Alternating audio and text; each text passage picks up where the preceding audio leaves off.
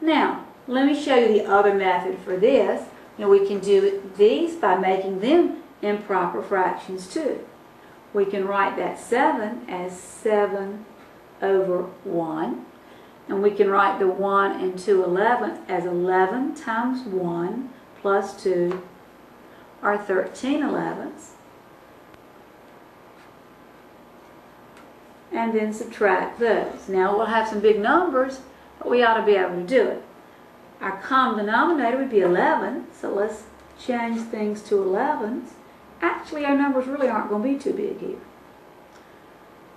So we'd have to multiply by 11, multiply by 11. We'd have 77 elevenths. And here we'd have, since we already have an 11 there, we just copy a 13 up here. And we'd have 64 elevenths.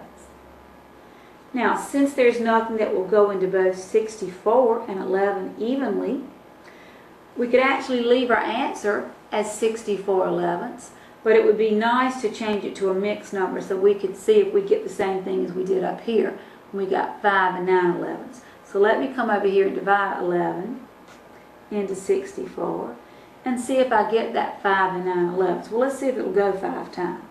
5 times 11 is 55. And when we subtract 5 from that 14, it's going to leave us with a 9. And 5 from 5 would be 0. So it will be 5 and 9 elevenths. So you can get the 5 and 9 elevenths by making things improper fractions, or you can get it by leaving them as mixed numbers and then borrowing. So if you use mixed numbers and you're subtracting, you're often going to have to borrow. If you use mixed numbers and you're adding, you're often going to have to carry. Now, if you don't like borrowing and carrying, then you can just make everything improper fractions and do things with improper fractions. You just need to remember that you'll be working with some big numbers.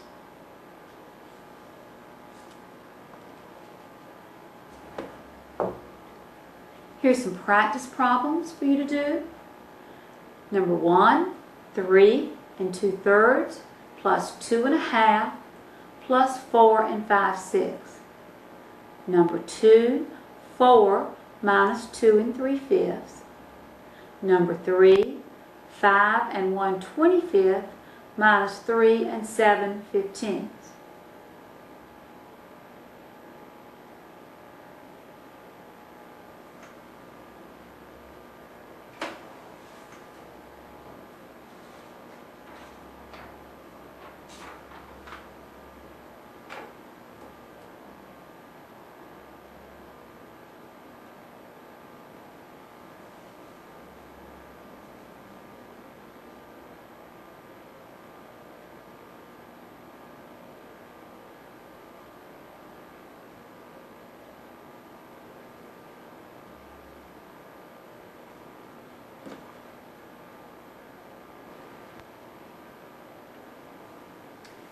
Here are the answers to the practice problems.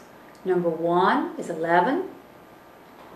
Number 2 is 1 2/5. Number 3 is 1 43 75.